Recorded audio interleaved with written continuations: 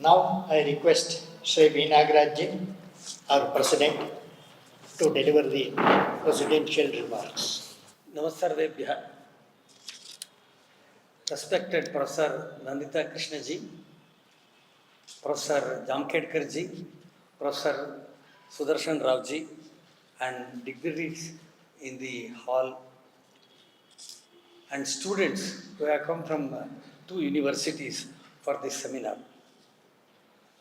After the scholarly exposition, three scholarly expositions by eminent savants, I think the presidential address is unwarranted.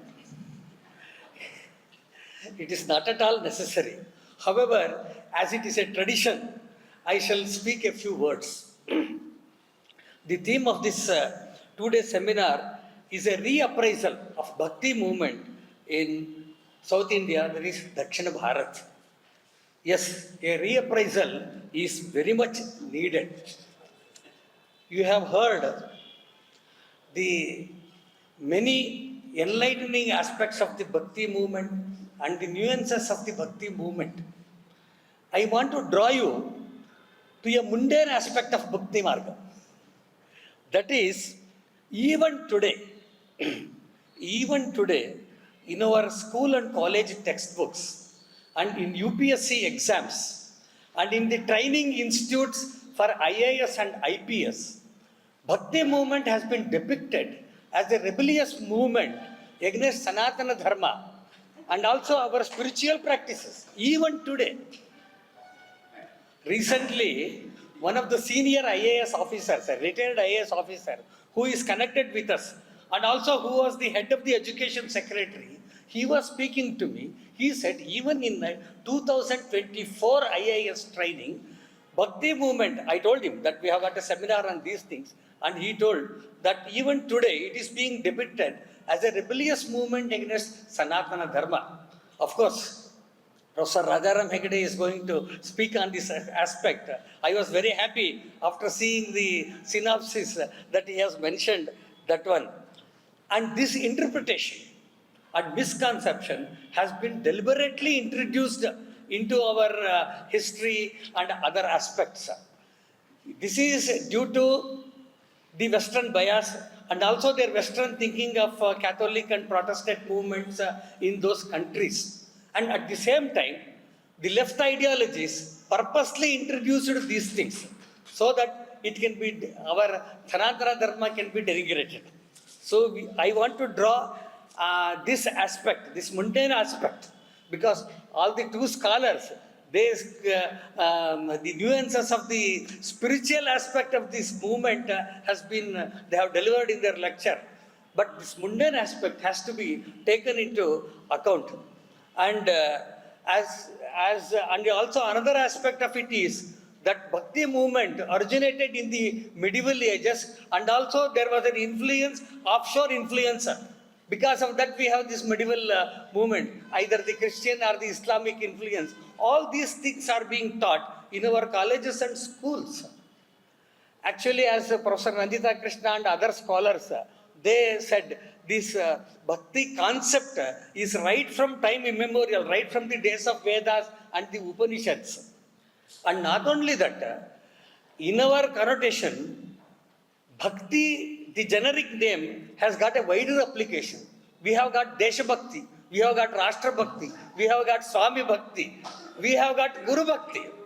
So that is the intense love towards our object is referred as Bhakti from time immemorial. I think all these aspects has to be incorporated in our textbooks. And I am sure in these 2 days seminars, we will be enlightened with so many aspects of the Bhakti Marga and also about the nuances of the Bhakti movement. And I request all the scholars here that we should bring enough influence to change the narration in our textbooks. With these few words, I will close my talk. Thank you very much. Just 2 days back, we had a panel discussion here from the Israel Herzl Institute two historians had come here. The president and the vice president, they had come, and we were discussing about the Israel heritage, nationalism, and then renaissance and revival of Jewish culture, and all these things. There was a 2-hour discussion here. Even those two people also said the same thing. And they referred to us, what has been done to Hinduism, Hindutva and Hindu religion. The same thing has been done by the left ideologies to Jewish literature, Jewish religion and all these things. And how they came out of that. And even today, they said, even today in the Western countries, in so many very prominent universities, how there is a bias towards Jewish culture and other things. And we have to come out of that. He specially mentioned about our Sanatana Dharma and other things. So I just remembered, and so I said. Thank you very much, Shri Nagaraj ji, for mentioning how Bhakti movement is misrepresented by our leftist and the government officers and our politicians for their own personal gains. ಒಂದು ಸಂತೋಷ ಸಂಗತಿ ಅಂದರೆ ಇವ್ರು ಯಾರೇ ಏನೇ ತಿಪ್ಪರ್ಲಾಗ ಹಾಕಿದರೂ ಜನಸಾಮಾನ್ಯರಲ್ಲಿ ಭಕ್ತಿ ಇವತ್ತು ಹಾಗೆ ಉಳಿದಿದೆ. ಮತ್ತು ಇನ್ನೂ ಒಂದು ಹೆಜ್ಜೆ ಮುಂದಕ್ಕೆ ಹೋಗಿ ಯಾವುದು ಭಕ್ತಿ ಮೂಮೆಂಟ್ ನಾವು ಭಾರತಕ್ಕೆ ಸೀಮಿತ ಅಂತ ಅಂದ್ಕೊಂಡಿದ್ವಿ, ಇಸ್ಕಾನ್ನಿಂದ ಅದು ವಿಶ್ವವ್ಯಾಪಿ ಆಗ್ತದೆ. ಭಾರತದಲ್ಲೇ ಅಲ್ಲ, ಬೇರೆ ಬೇರೆ ದೇಶಗಳಲ್ಲಿ ಭಕ್ತಿಯ ಆವೇಶದಲ್ಲಿ, ಭಕ್ತಿಯಲ್ಲಿ ಪೂರ್ಣ ತಲ್ಲೀನರಾಗಿ ರಸ್ತೆಗಳಲ್ಲಿ ವಿದೇಶಿಯರು ಕೂಡ ಕೃಷ್ಣ ನಾಮಸ್ಮರಣೆ ಮಾಡ್ತಾ ಭಜನೆ ಮಾಡ್ತಿರೋದನ್ನು ನಾವಿವತ್ತು ಕಾಣ್ತೀವಿ. ಈ ಸಂಗತಿಯನ್ನು ಉಲ್ಲೇಖಿಸ್ತಾ ಕಾರ್ಯಕ್ರಮದ ಕೊನೆ ಭಾಗಕ್ಕೆ ಬರ್ತಾ ಇದ್ವಿ. ವಂದನಾರ್ಪಣೆ, vote of thanks. May I request Shri S Raviji, our Honorary Secretary of Mythic Society, to deliver the vote of thanks. ಎಲ್ಲರಿಗೂ ನಮಸ್ಕಾರ. We are on the last leg of the inaugural session of the 2-day national seminar on the Bhakti movement. The dignitaries on the dais, the 3 scholars and our president of Mythic Society, they have very clearly come out and expressed how the Bhakti, which is probably even the start of the Sanatana Dharma, which of course Sanatana Dharma was existing right from the beginning, Anadi. From then till now, taking into consideration the various phases through which the whole civilization went through. It could be from the Vedic times, then the Jainism, the Buddhism, and the later part.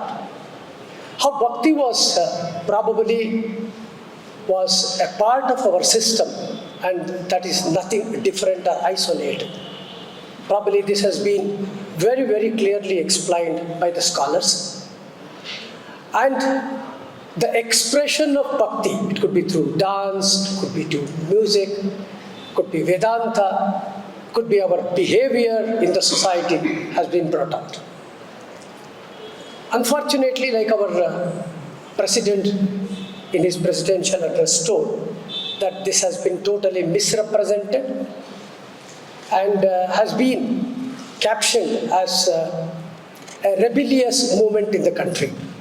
Very sad to note, but I'm sure that the great scholars present here in the years to come will ensure that this image is completely eradicated and the real concept of Bhakti comes out and the next generation do understand it in the right way. For this particular seminar, the scholars who are here, the great dignitaries, have taken their time off from their routine and regular appointments and have been present here all the way from their places to make this a seminar a very good success. Now, on behalf of the Indian Council of Historical Research, and the Mythic Society. I thank the scholars. The inauguration was done by Professor Nandita Krishnan. I thank you very much, madam, for coming from Chennai and making our program a success. I would like to thank Professor Sudarshan Rao, who has come all the way from Warangal, making his time available for the function, and probably, if I am right, over a phone call, he has accepted to come over here. Thank you very much, sir. Thank you very much. I would like to thank Professor Arvind Jamkedkar for delivering a wonderful keynote address. And I thank our President of the Mythic Society, Shri V.Nagaraj, for bringing out clearly what is today and what needs to be done, the very practical aspect of what needs to be done. I thank you very much, sir.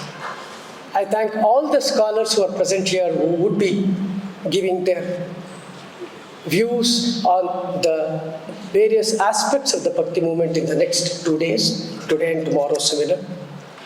I thank all the students who have come and attended the inaugural function. And I thank the media, and I thank everyone for having attended this function and made it a success. Thank you very much.